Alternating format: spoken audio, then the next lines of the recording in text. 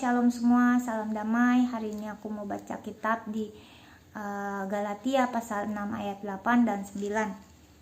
Sebab siapa yang menabur dalam dagingnya, ia akan menuai kebinasaan dari dagingnya.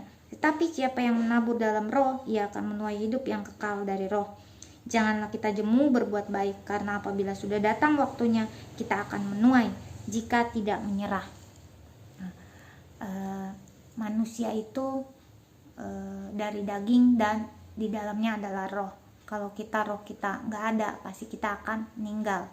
Nah, berarti roh kita itu yang diberikan Allah pasti akan kekal kalau kita mengikuti keinginan roh, bukan keinginan daging. Karena daging ini ada, sebagai manusia kita ada batasnya umurnya.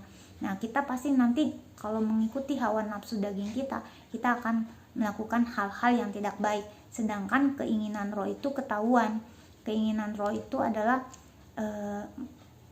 kelihatan dari perbuatannya juga. Nah, roh kita kalau mau bertumbuh, kita banyak berdoa, banyak baca Alkitab, menyerahkan diri kita, merendahkan diri kita ke hadapan Tuhan. Di situ iman kita diteguhkan. Kalau iman kita teguh, maka kita akan berbuat yang baik. Makanya iman tanpa perbuatan mati. Nah, iman kita sudah bertumbuh dan melakukan perbuatan-perbuatan yang baik dan benar, apalagi sudah banyak gitu ya. Nah, Tuhan tahu di saat yang menuai. Di saat yang menuai itu kita nggak mudah. Makanya di sini ada jika tidak menyerah. Nah, Tuhan Yesus pun bicara kalau kita itu harus memikul salib karena banyak godaannya gitu. Kita ini ingin pasti diberikan ujian dulu kalau kita mau menuai. Ujiannya itu pasti ada prosesnya. Prosesnya itu pun memang gak mudah. Kita ini akan dibuang yang jelek-jeleknya itu sama Tuhan, mau dibentuk karakter kita seperti sifat Allah gitu ya. Karena kita memang sudah batas waktunya untuk menuai gitu.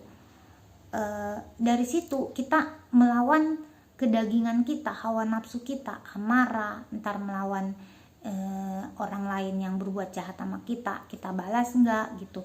Itu semua harus kita teguh dalam iman kita ya. Jangan menyerah, makanya kita harus kuat.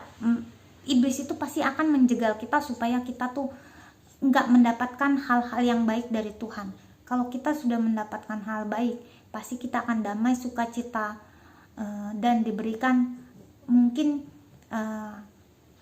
materi berbentuk materi pun gitu. Kalau kita sudah menyerahkan semuanya sama Tuhan.